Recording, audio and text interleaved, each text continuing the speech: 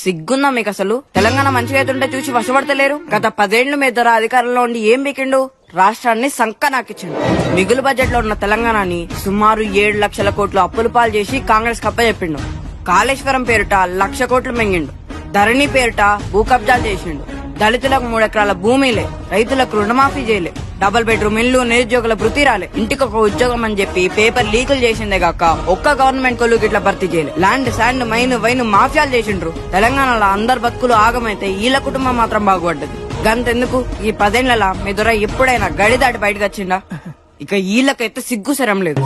గత 10 ఏళ్ల సంది తెలంగాణకి ఏమిచ్చిండ్రు? గాడిద గుడ్డు. రూపాయి పన్ను కడితే 43 పైసలు ముష్టేసిందే గాక బడ్జెట్ కేటాయింపులకు ఇట్లా తెలంగాణకి ద్రోహం చేసిండ్రు. విభజన హామీలు నెరవేర్చలే. పాలమూరు రంగారెడ్డి ప్రాజెక్టులకు జాతీయ హోదా కల్పించలే. బయ్యారం ముక్కు ఫ్యాక్టరీ రాలే. కాజీపేటలో రైల్వే కోచ్ ఫ్యాక్టరీ ఇవ్వలే. వరంగల్, కరీంనగర్ లను స్మార్ట్ సిటీగా చేయలే. కృష్ణా జలాల్లో సరైన వాటా అయితే హైదరాబాద్ కు ఇండస్ట్రియల్ కార్డర్ లేదు. ఒక్క మెడికల్ కాలేజ్ ఇయ్యలే. IIIT ఇయ్యలే. IIM ఇయ్యలే. ITIR పీకపాయ. కాంగ్రెస్ అధికారంలోకి వచ్చిన 100 రోజుల్లోనే 5 గ్యారెంటీలు అమలు చేసిండ్రు. ప్రగతి భవన్ గురించి ప్రజాభవన్ ఏర్పాటు చేసిండ్రు. 30,000 ప్రభుత్వ ఉద్యోగాలు భర్తీ చేసిండ్రు. 11,000 పోస్టులతో మెగా డిఎస్సీ పెడుతుండ్రు. కులగణన చేస్తుండ్రు. కులాల వారిగా 17 కార్పొరేషన్లు పెట్టిండ్రు.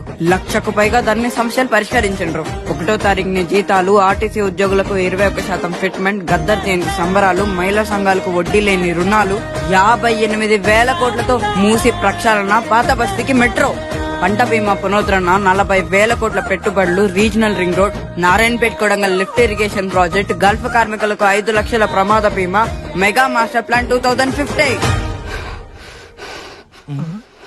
ఏ తోడు దొంగల్లారా ఏమన్నారు ఇందాక? రుణమాఫీ చేయలేదా? 15 ఆగస్టుకి దేశమంతా స్వతంత్ర సంబరాలు జరుపుకుంటే మా తెలంగాణలో రుణమాఫీ సంబరాలు జరిగితే గుర్తుంచుకోండి.